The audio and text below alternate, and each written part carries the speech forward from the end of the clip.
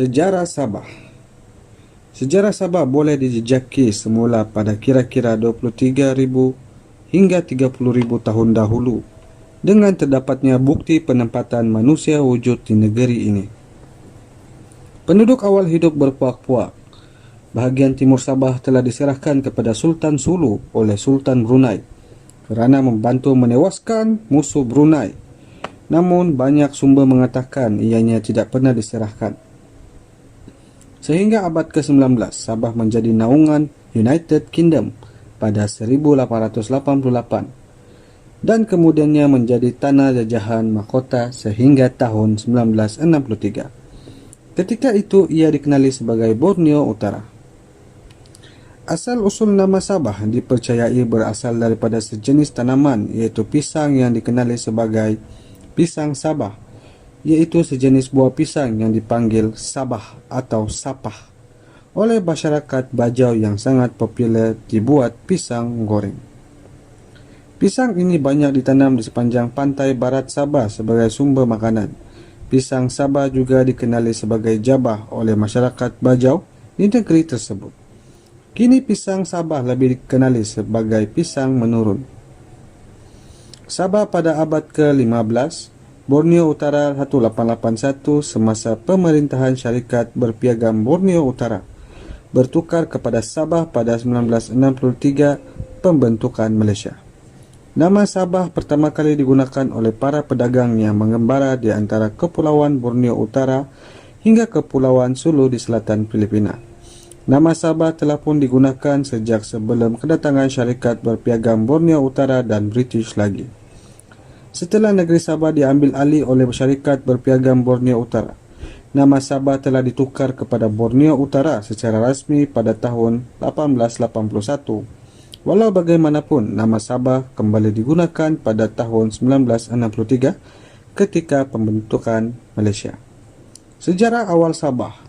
Sebelum abad ke-16, Sabah mempunyai pemerintahan beraja menyebabkan sistem pemerintahan di Sabah terbahagi kepada tiga, iaitu sistem politik kesukuan, sistem politik kesultanan dan sistem politik ketua bebas.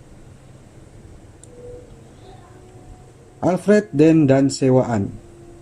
Bendera Borneo Utara akhirnya overback bersama Count Montagelas dari kedutaan Austro-Hungarian di London dan A.B. Mitford, seorang ahli politik, kemudiannya telah bersetuju memberi hak-hak mereka kepada Alfred Den.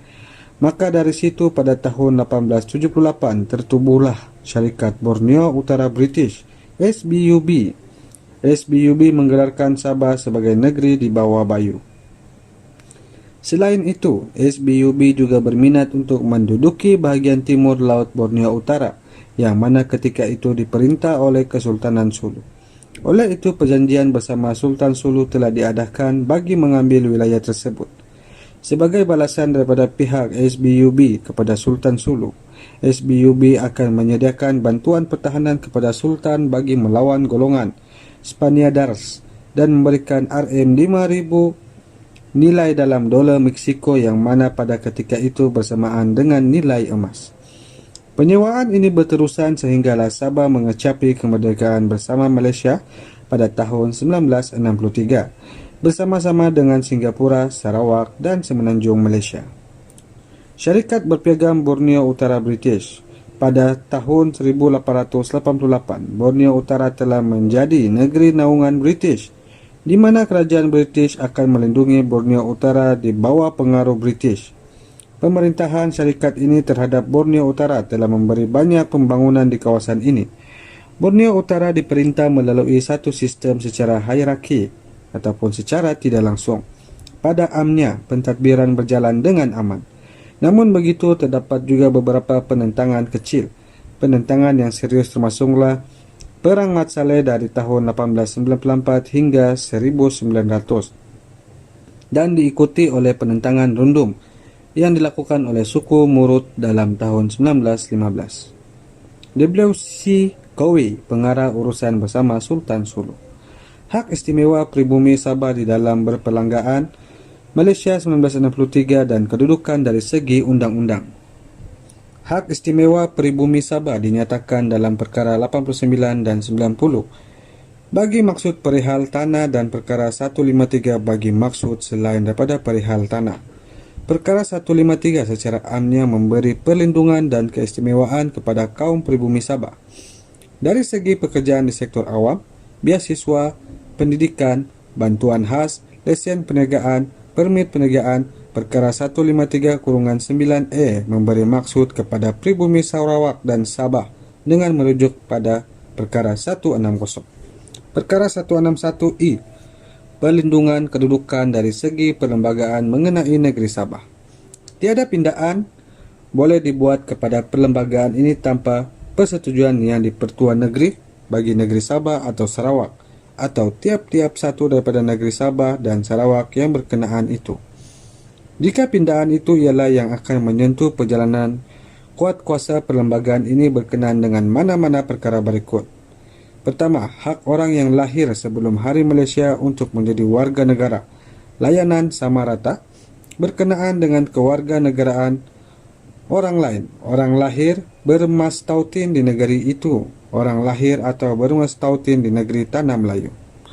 Kedua, keanggotaan dan bidang kuasa Mahkamah Tinggi di Sabah dan Sarawak dan pelantikan, pemecatan dan penggantungan hakim-hakim mahkamah itu. Perkara yang mengenainya Badan Perundangan Negeri boleh atau ahli parlimen tidak boleh membuat undang-undang dan kuasa eksekutif negeri itu dalam perkara itu, dan setakat yang berhubungan dengan perkara itu perkiraan kewangan antara persekutuan dengan negeri itu. Agama di dalam negeri itu, penggunaan apa-apa bahasa di dalam negeri itu atau di dalam parlimen, dan layanan istimewa bagi anak-anak negeri-negeri itu. Peruntukan bagi negeri itu di dalam mana-mana parlimen yang dipanggil bermesyuarat sebelum akhir bulan Ogos 1970, suatu kota ahli-ahli Dewan Rakyat yang tidak kurang, mengikut perkadaran jumlah yang diuntukkan bagi negeri-negeri lain yang menjadi anggota persekutuan pada Hari Malaysia, daripada kota yang diuntukkan bagi negeri itu pada Hari Malaysia. Tiada pindaan kepada perlembagaan ini yang menyentuh perjalanan kuat kuasanya berkenaan dengan kota ahli Dewan Rakyat yang diuntukkan bagi negeri Sabah atau Sarawak, boleh dikira bagi maksud pasal 1 sebagai menyamakan atau mengasimilasikan kedudukan negeri itu dengan kedudukan negeri-negeri Tanah Melayu.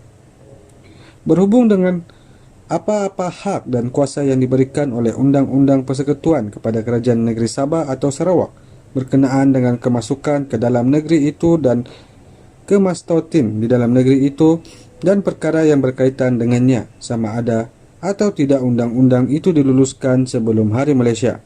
Pasal kurungan 2 hendaklah terpakai kecuali setakat yang diperuntukkan sebaliknya oleh undang-undang itu, seolah-olah undang-undang itu telah termaktub dalam perlembagaan ini dan hak kuasa itu telah dimasukkan antara perkara yang disebut dalam perenggan kurungan E hingga kurungan I pasal itu. Keempat, dalam perkara ini, pindaan termasuklah tambahan dan pemansuhan.